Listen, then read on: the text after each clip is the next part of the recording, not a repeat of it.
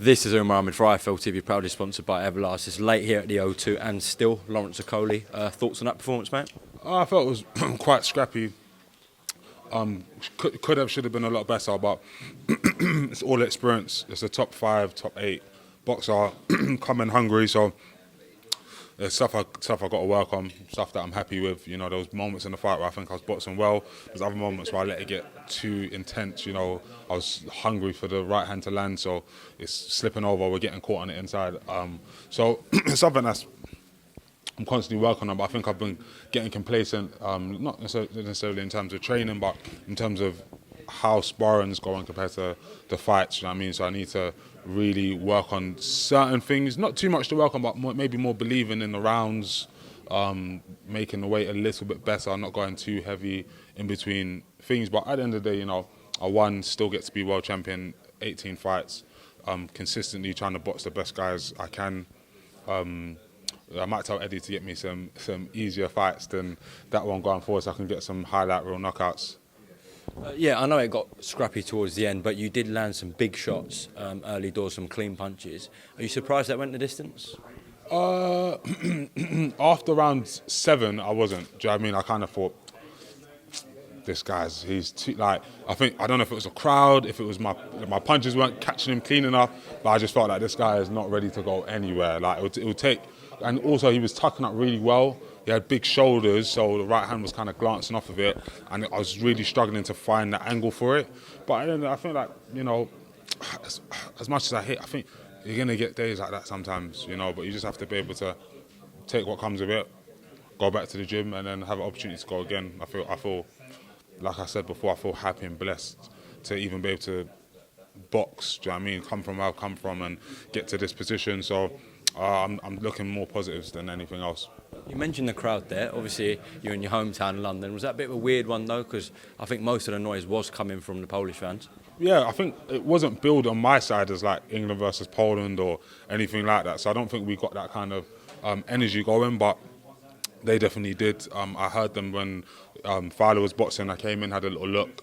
When I was boxing, any shot that he threw, I could hear them screaming. So it's a good bit of experience. Like I said, great bit of experience. Was it a good buzz walking out with Israel and Anthony? Yeah, it was probably one of the best moments of my life. I think boxing is such a, you know, it's obviously changed my life. But to come from where I've come from and have moments like that where a two-time world champion, unified, undisputed, you know, UFC champion, and to even put myself in a category where it's like, yo, I'm a world champion as well, all hailing me up. So much love and blessings. Can we get the Penny Boys in the ring walk next time? Yeah, they had to take a backward step today. Today wasn't about them. But yeah, like I said, I'm just happy to have got the win. Shane's already told me what we need to, you know, work on in the gym.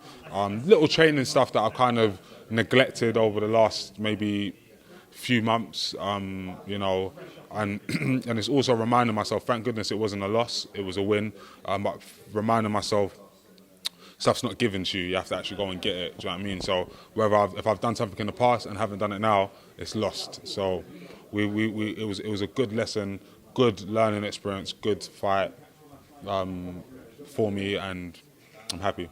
Lawrence Morris was ringside, inside the ring with you in the post-fight interview and at the post-fight press conference. You said that you hope he's not here for clout. Yeah. Do you think he's here for serious business, or have you got a bit of doubts of why he's here?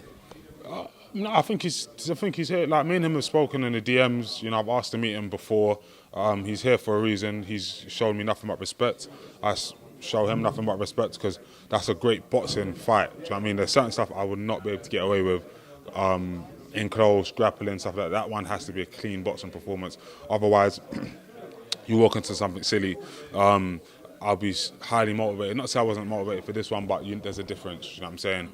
And there's a performance that I need to show, similar to when I boxed Glowacki. Yeah. Anyway, we'll have some fun. I said that because, you know, you did mention the word clout there. He's done a diss track to Jake Paul. He's got a Jake Paul tattoo. So is there any part of you that thinks perhaps this unification might not come off? I don't know. I think like if I had knocked this guy in 1 round or 5 rounds, maybe you know what, is he worth it? But after that, I think he'll have a little bit more confidence. You know, I didn't knock. It's like my maybe first time not stopping someone in like 7 fights, and he came gritty, he came determined. So he could take a little bit of confidence from that. But for me, like I said, I'm just building every camp. Okay, Lawrence Okolie, congratulations, and still, hopefully we can get this fight on with Maris sometime. It'll be a sellout here at the O2. All right, top man. Love, man.